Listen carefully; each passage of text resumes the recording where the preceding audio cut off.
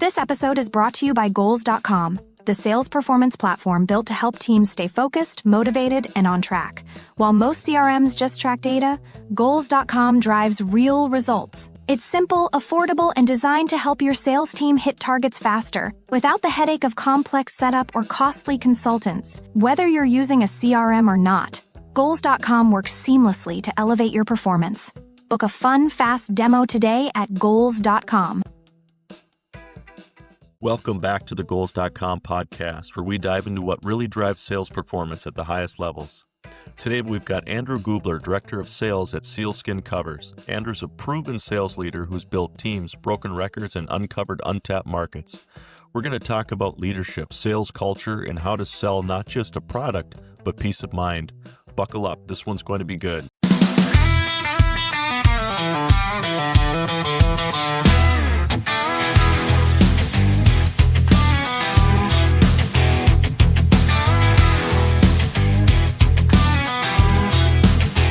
So tell us a little bit about Sealskin Covers as a company and your role. Yeah. Sealskin, it's super interesting. So they've been a direct-to-consumer company for about 20 years. And they have a very mature business on that side, do about 50 million or so direct-to-consumer. But they had not done much in the B2B world. And that's kind of the world that I've played in for the majority of my career. And so they reached out to me a little over a year ago when I became available for work and said, hey, we're really looking to build out the business to business aspect. We think we're missing a huge opportunity by only focusing on the direct to consumer.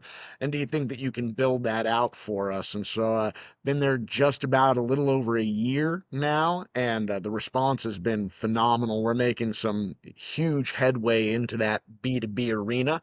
And, the hope is that we can supplement that $50 million direct-to-consumer business with $50 million of B2B business. And now all of a sudden you got a $100 million company, right? So it's been going super well. And we do all sorts of covers for everything you could think of, from cars, trucks, SUVs, boats, RVs, campers, ATV and UTV, outdoor patio furniture, and it's all top of the line, waterproof, weatherproof, UV resistant, and just keeps everything looking fresh. So when people are investing tens of thousands or even hundreds of thousands of dollars in these things, it's kind of just common sense that you want to protect that investment and that you want to keep it looking fresh, keep it looking nice. And so that's what we do in a nutshell. Cool. Well, congratulations on the role and congratulations on the headway. So what initially attracted you to the sales world, and what's kept you in it for the last 15 years? Yeah, super interesting. It's actually been about 22 now for me. Right when I turned 18, I was one of those kids who the family was always pushing, be a lawyer, be a doctor, right? You got the grades, go do this. And I never wanted to do that. I did not love school, did not love academia, and despite having the aptitude for it. And it was actually my dad who kind of pushed me and said, hey, if you don't want to do that, but you still want to be able to use the tools that you have, the charisma, the persuasion, the intelligence, move into the sales world. You can get very, very far in life without that formal education, without that, doctorate degree or 10 years of school. And so, under his suggestion, I said, all right, let's give it a whirl. And I jumped right into it, feet into the fire, working on one of the busiest car dealerships in the entire United States on the Beach Boulevard of Cars in Huntington Beach, California, as an 18-year-old kid. First sales job I ever had. And right away, I kind of took to it. It was definitely 2 feet into the fire, being an 18-year-old trying to sell cars to these 40 and 50-year-olds on the car lot they're kind of looking at you like, what are you even doing here, kid? Right? But I found that I had an aptitude for it and that I enjoyed it, and kind of just spun from those early days on a car lot into progressing through different, industries, different roles, developing those sales skills, and, all the way to where I am today. Wow, cutting your teeth on a car lot in Huntington Beach. That's no small feat. No. It was Seals, interesting times for I sure. bet. Yeah. Sealskin Covers has carved out a unique niche in the vehicle protection market. How do you approach selling a product that many people don't even realize they need? Yeah, I mean, so to me, it's kind of like this peanut butter and jelly. There's so much synergy between a car cover and a car that you love, right? And so on the direct to consumer side, where I'm not playing as much, you've got your advertising, your marketing, your influencer marketing, and all of these UGC, user generated content, trying to bring awareness to the brand, bring awareness to the need and whatnot. But when we talk about the B2B aspect of it and looking for retail partners, looking for distribution channels and wholesale partners and all these types of things, you're looking for businesses that immediately make sense. If you have a car detailing business and someone's paying you hundreds or even $1,000 for the wash and the wax, and they take so much pride in this vehicle that they love, they want it to be as beautiful as it can be, it just makes sense that as soon as that job is over, your next thing is like, hey, you probably want to protect this. You probably want to keep it looking this way, right? And so it's a very natural partnership, a very natural upsell. And so we try to identify segments within each vertical or industry, whether it's automotive, marine, or patio furniture, where we say, okay, these people are already selling something that it makes sense that they would sell the cover along with it, that it has that type of immediate, that makes sense, right? And that's how we've tried to kind of broaden the channels, and it seems to be having a good deal of success so far. That's awesome. So when you're building a sales team, what are some of the non-negotiables you look for when building a high-performing sales team? I think the first thing is you got to look internally and make sure that you're ready to scale that sales team, right? You've got to have the resources in place. You've got to have the collateral in place. You have to have the right systems and the right tech stack and all these types of things. I do think these days people overcomplicate it. They want a million different tools that they're spending tens of thousands of dollars on, and it's just not necessary. You need the basics, right? You need an ideal customer profile, a product market fit, something that lets you track all of the customers that you're going to be working with and track performance and KPIs. And then it's a matter of like getting out there and doing it. So the non-negotiables for me are first making sure you have the infrastructure in place that's actually going to support a high performance sales team and the resources behind it as you scale and grow, because there is some capital involved as you go through that process. But with the people themselves, there has to be an authenticity. I'm a big believer that you can smell a fake a mile away. If somebody is phony, if somebody is acting right, that's recognizable very early on, and that's not typically going to lend itself to a high performing sales team. So I think you really have to focus on some of the intangibles as far as that authenticity goes. And there is a natural ability aspect where I've always said, as you're training and building a sales team, you can take someone who's average and you can make them good. And you can take someone who's good and you can make them great. But you can't take someone who has no natural aptitude for it, who's just not cut out for it, and make them great, right? And so you have to have that baseline established of they've got to be at least an average or better natural seller, a natural aptitude, and then you can improve on that to an extent and help build that. But when people maybe let ego get the best of them and say, oh, this guy, I can take him and turn him from someone who's not a good performer into an elite performer, you're setting yourself up for failure. Too much of the burden on you to make someone into something they're not, right? Yeah, And makes so sense. that's kind of how I look at it. So how do you keep your team focused and motivated when targets are high and the pressure's on? Oh, you know, I personally, I stay motivated, right? Like there is no off button. And I think a lot of us are kind of wired that way when you get to this level, right? There is no like, oh, I've got to get up for this. Like, no, you're on all the time, right? Like it's a 24/7 type gig, right? And so salespeople, are typically motivated by some of the same things a lot of us are motivated by: recognition, right? They want to feel important. They want to feel like they're contributing to something special, that they're a key player and not just another number, not just another brick in the wall or another cog in the wheel, right? And they're money motivated, right? You want to make sure that you have a compensation structure and plan in place that keeps them motivated, right? So that you don't have to constantly be looking for buttons to push. It's right there. And again, going back to that kind of the intangibles, I think that you want people who naturally feel on all the time. I think that you want those high energy people who are kind of always motivated to go out there and do the best job. Competitiveness is a trait that would lend itself to that. People who, and they don't have to be ruthlessly competitive, cutthroat competitive, but to want to win, to want to perform well, to want to do things to the best of your ability. All of those things kind of lend themselves to a natural motivation where, you don't have to be going to each individual and trying to push certain buttons.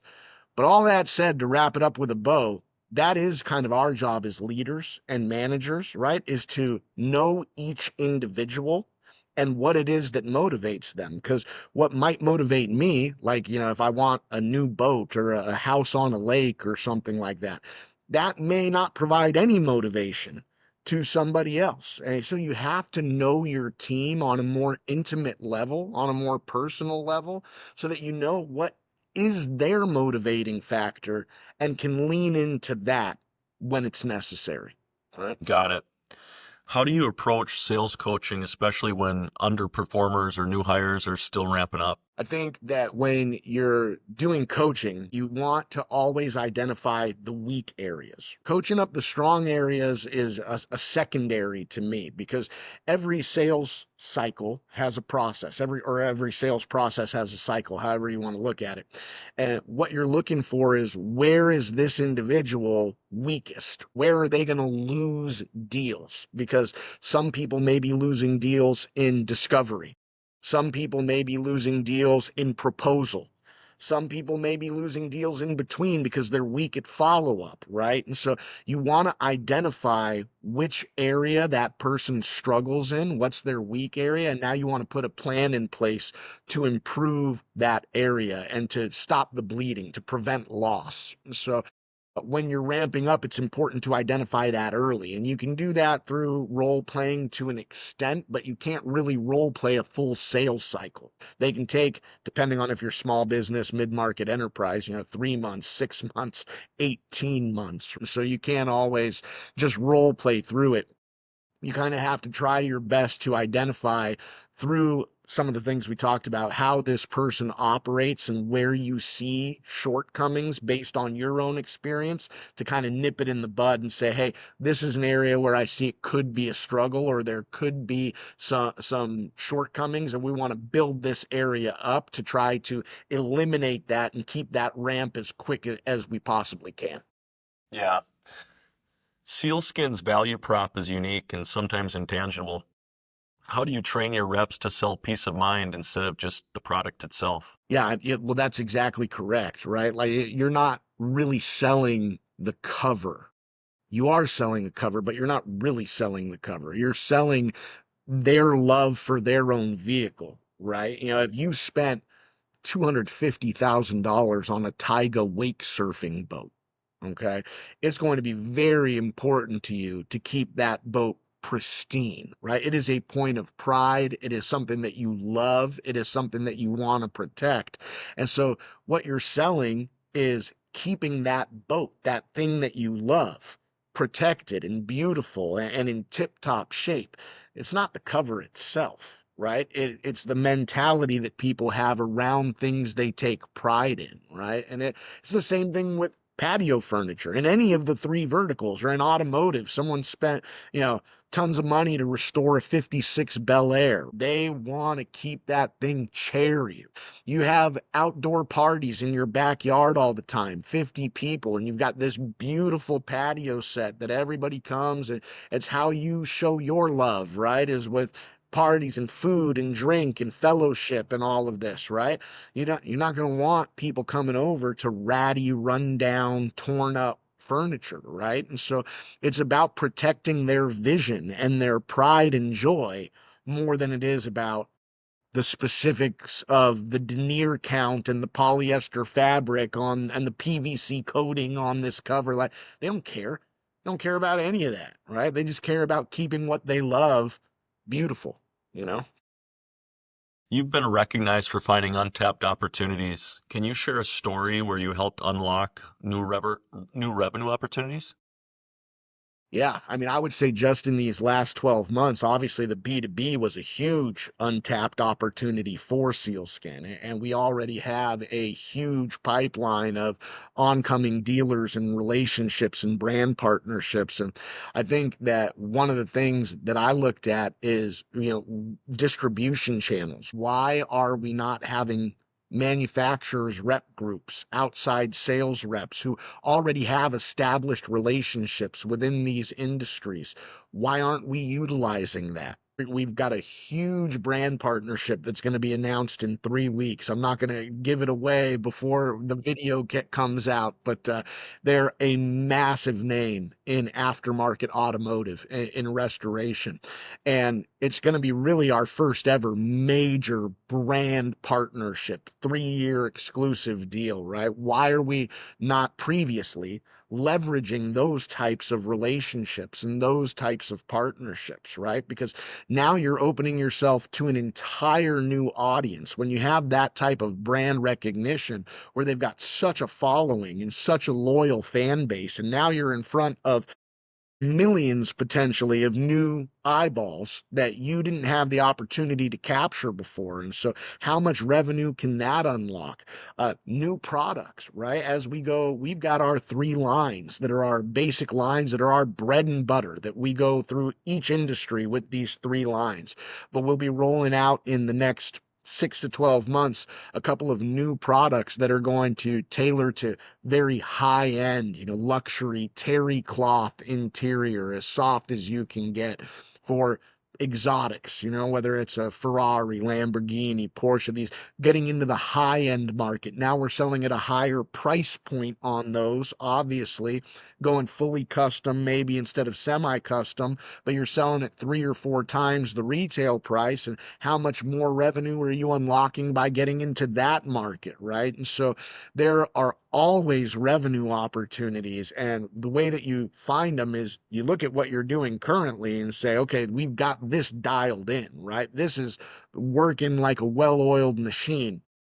Where is it worth it to explore next? What is the next swing we should take? Because it's not going to work out 100% of the time. Sometimes Yeah. you're going to swing and miss. No, Right. nobody bats 1,000, but you try to identify the most likely opportunities with the highest potential ROI, and then one at a time say, okay, let's take a swing here. Okay, let's take a swing there. And in doing so, you uncover opportunity. One of my favorite phrases that I started using a couple of years ago is that curiosity uncovers opportunity. Stop shutting people down. Stop saying no before you even hear what comes out of someone's mouth or read an email or whatever the case may be. Be curious. Be curious. Have a conversation. What does a 15-minute conversation cost you? And the flip side of it is that it can uncover fantastic opportunities. So curiosity uncovers opportunity. Be curious and you'll find those opportunities. Yeah, I love that. What's one sales process change you implemented that had a measurable impact on performance or efficiency? Yeah, so sales process in this case, I was able to build from the ground up, right? There was no real sales process. And so that was a great luxury.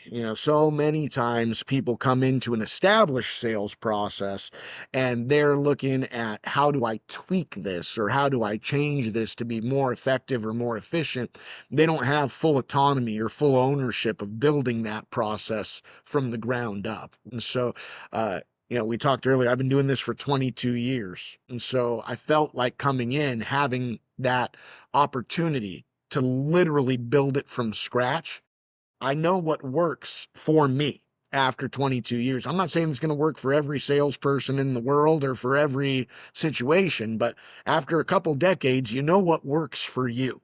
And when you can build that system and build that process tailored to your strengths and to what you know is going to produce for you, that made a huge impact on why we've been able to break into some of these major deals so quickly. Less than 12 months as opposed to this 18 to 24-month enterprise cycle. And so uh, that to me, giving salespeople more autonomy to sell how they know works for them rather than forcing them into a box of what you think works, that typically is how you're going to create a larger impact, because the truth is not everyone can sell the same, and we have so much focus on systems and so much system focus on process, and we want everyone to sell like this on this script, and here's the way that the process goes.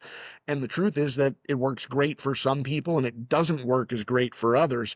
And what may not work as great for others, they could find a different way that could potentially work for them. And so empowering salespeople to do what they know produces for them personally. I totally agree. How do you keep yourself sharp as a sales leader? Books, routines, mentors?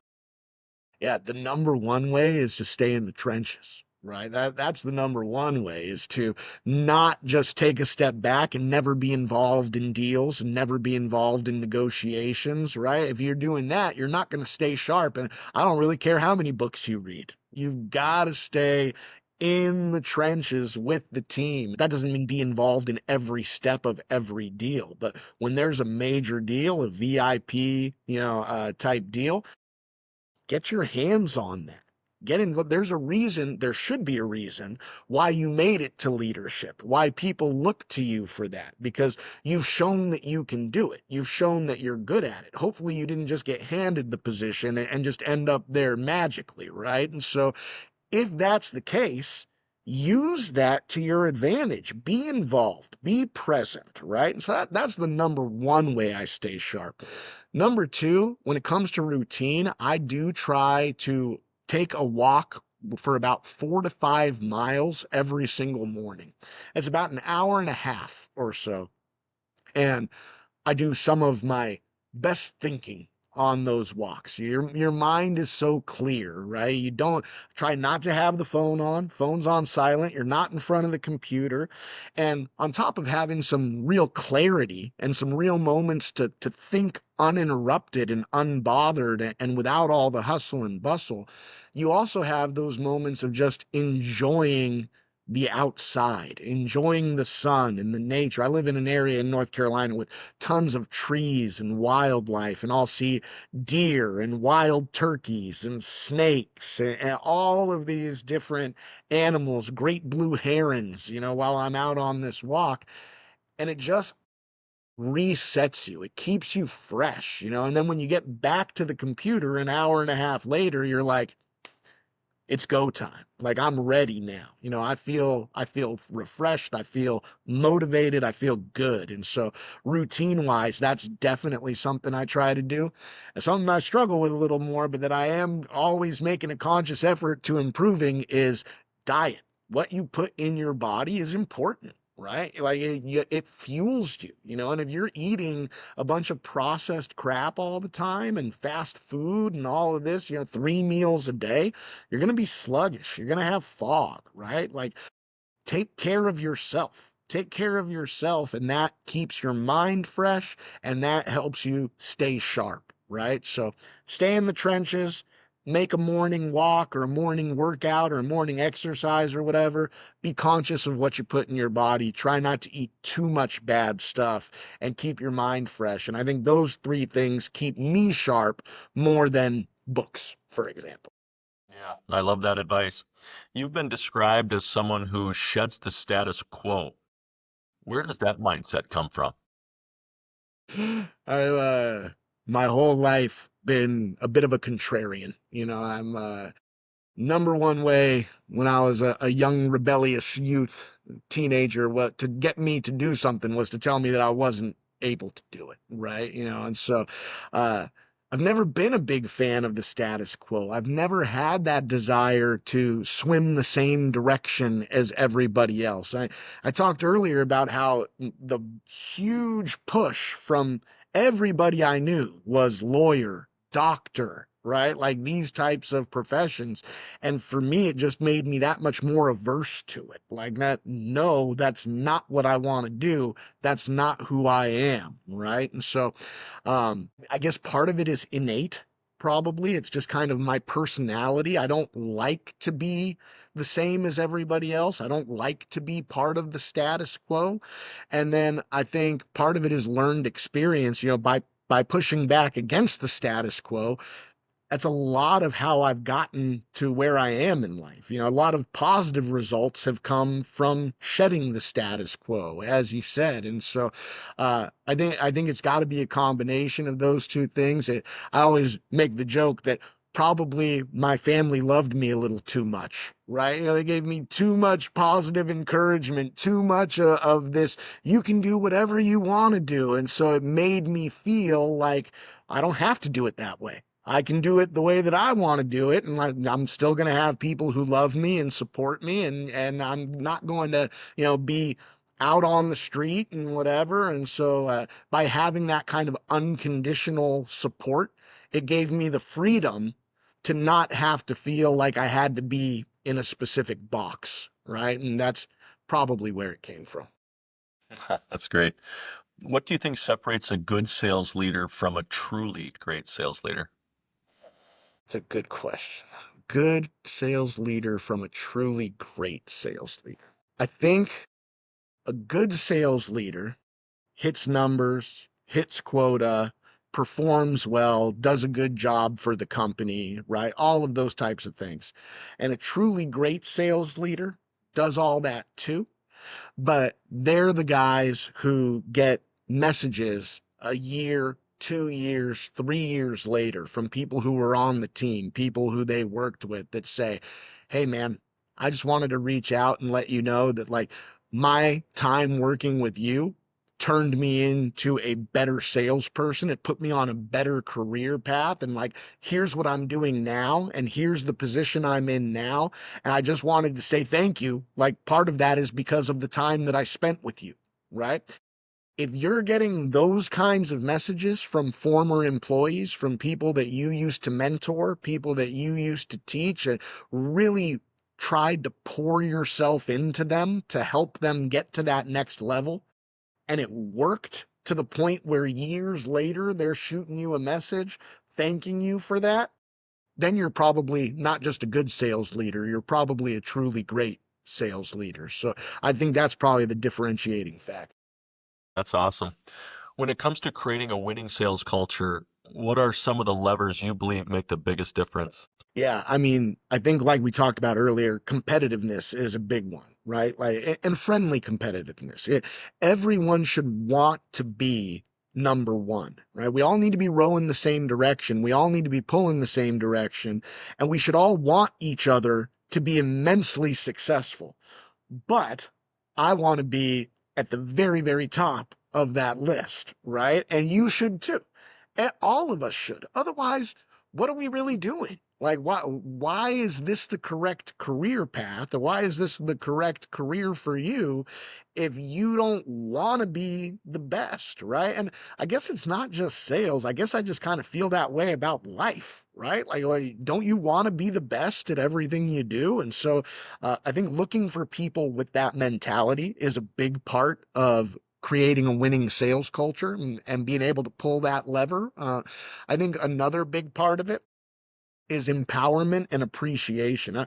I will tell you, I've had some sales jobs where even as the top performer, you don't feel appreciated, you don't feel like acknowledged, and that is a turnoff for salespeople. I think a lot of great salespeople do have a little bit of ego, myself included. You want that ego stroked, right? You want it to be at least a little bit like, hey man, tell me I did good, And so being able to appreciate people is a big, big part of culture. And then I'd say the other thing is empowerment. I actually had a great compliment, and this is actually not exactly on the subject of empowerment, but I had a great compliment from our partnerships coordinator just a couple weeks ago, who shot me a message with a little video or a little LinkedIn post that said, "Be the type of boss that makes your team feel comfortable coming to you and saying, 'I made a mistake. I screwed up,' right?" And she said, "This is you, 100%. You make us feel comfortable coming to you and saying, 'I screwed up,' right? I made a mistake." And I was so appreciative of that comment because we all screw up. We all make mistakes. I screw up, right? And we should all have that comfortability of coming to somebody and saying, "Hey, I messed this up." And all of us coming together and saying, "Okay, how do we fix it?" Number one, right? That's the very first thing we do, is how do we fix that mistake? And then the second thing is, once we figure out the solution, is now we figure out how to not make the mistake again and make sure that we learn from it, right? But we don't hammer people for mistakes. We don't, be condescending or be a-holes to people for making mistakes.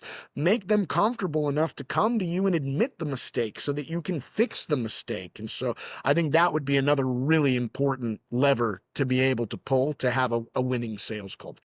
Yeah, totally. How are you thinking about the future of sales, especially as technology, data, and buyer behavior continue to evolve? I've thought a lot about this. Uh, I do think eventually AI will replace a lot of lower level sales jobs.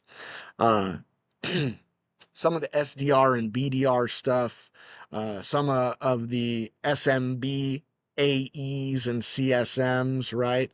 Um, it's going to evolve to a point where they're able to handle those things. The AI is able to handle those things more or less as well as a person at a cost of virtually $0, right? Like the profitability is going to be undeniable for people in leadership positions. Now, I think as you move up the chain into mid-market and enterprise type sales, into VP and director roles, where a lot of it is ideas and concepts and how we go to market and what's our next step. Those are going to stick around for much longer, I think. Enterprise sales can be super complex. It's super long tail. And I think AI in that regard is going to be a tool that helps us improve in those things and helps make those things easier, but it's not going to replace an enterprise seller or a VP of sales in the near future. May that happen way down the road? Possibly. But I do think in the next 5 years or so, on the lower levels of sales, you will see some elimination of positions that'll be outsourced to AI because they can do it just as good, particularly on the prospecting side. Right. So what's next for you, for Sealskin Covers? Any big goals or initiatives on the horizon besides the big 3-year exclusive deal Yeah, you've got in the yeah, works? tease that one already. Yeah. The there are several big initiatives. So and again, I definitely don't want to put any specific names out there while we're still getting signed on the dotted line, right? But I would say there are a minimum of 3 to 4 large brand partnerships with household names that we're working through details with right now. We're doing tons of industry shows. So you'll see us exhibiting at SEMA in Las Vegas, which is one of the biggest shows in the automotive industry. You'll see us exhibiting at Mets Trade in Amsterdam, which is one of the biggest shows in the boating industry. We just got done in Atlanta at the Casual Market Atlanta, which is one of the biggest shows in the outdoor furniture industry. And so we're doing about 6 shows this year, and I think we're going to do 9 to 12 next year as we continue to raise our profile in the B2B industry trade shows type thing. And then we're bringing on a couple manufacturers rep groups. Our sales team is going from just the 3 to 5 of us on the inside team to now we've got one rep group that's 13 and another rep group that's 3 and another rep group that's about 10. And now all of a sudden you've got 25 or 30 on the sales team, pushing out geographically all across the United States and in different industry verticals, whether that's marine, automotive, or outdoor patios. So, I think our next goal is to go from these first 12 months of B2B sales to a very healthy 7 figures in year 2. And by the time we get to year 3, year 4, we're going to be 8 figures plus. And like I mentioned in the beginning, eventually we believe B2B is every single bit as much revenue as D2C or B2C. So if we can go make it a real counterpart and be 50 million, 50 million. And that's what's next. That's what's next for me and for Sealskin. So That's awesome. If you had to boil down your sales leadership philosophy into one guiding principle, what would it be? honesty and authenticity. Those are the two things. Those are the two things. And that's not just a sales principle. That's life, right? That to me, right? Tell the truth, be yourself, unapologetically. Unapologetically. You're not going to be everybody's cup of tea. That's okay. That's okay.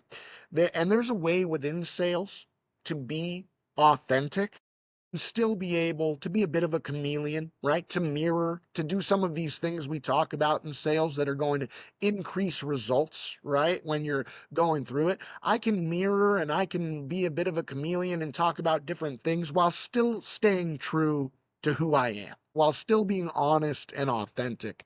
And I think that, again, in any aspect of life, sales or otherwise, if you tell the truth and you're unapologetically yourself, that's going to get you pretty darn far. Pretty darn far. And so I would say honesty and authenticity are the way that I'd sum it up. Great traits. What advice would you give to an up-and-coming sales leader trying to make their mark in a competitive space? Buckle up, man. Buckle up. There's a lot of ups and downs. Man, I've been through the ringer in my career. I will tell you, 22 years, right? I've bounced around different industries, different companies. I've had huge, huge successes. I've had massive, massive failures. Sales is volatile. It's what have you done for me lately? You cannot rest on your laurels or, on your prior accomplishments. It's what you're going to do tomorrow. Right. And so anyone who's trying to come up and make their mark, be resilient, be persistent, and you are going to get punched in the teeth 100%, probably more than once. You better be ready to get back up and do it all over again. You better be ready to get back up and do it all over again. And if you are, eventually you'll get where you were meant to go. It's fantastic. Andrew, you are fun to talk to.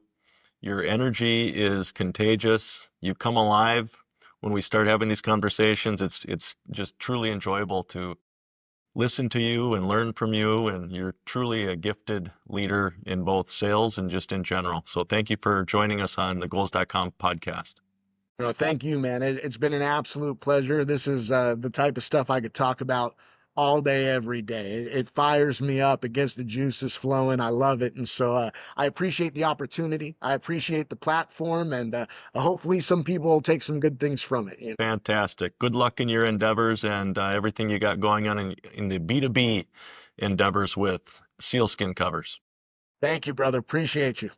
All right. Take care. All right. All right, that's a wrap on today's episode of the Goals.com podcast. Huge thanks to Andrew for sharing his insights on sales leadership and building high-performing teams. If you're enjoying these conversations, make sure to subscribe and share the podcast with your sales team. Until next time, stay focused, stay motivated, and keep hitting those sales goals. This episode is brought to you by Goals.com, the sales performance platform built to help teams stay focused, motivated, and on track. While most CRMs just track data, Goals.com drives real results. It's simple, affordable, and designed to help your sales team hit targets faster, without the headache of complex setup or costly consultants. Whether you're using a CRM or not, Goals.com works seamlessly to elevate your performance. Book a fun, fast demo today at Goals.com.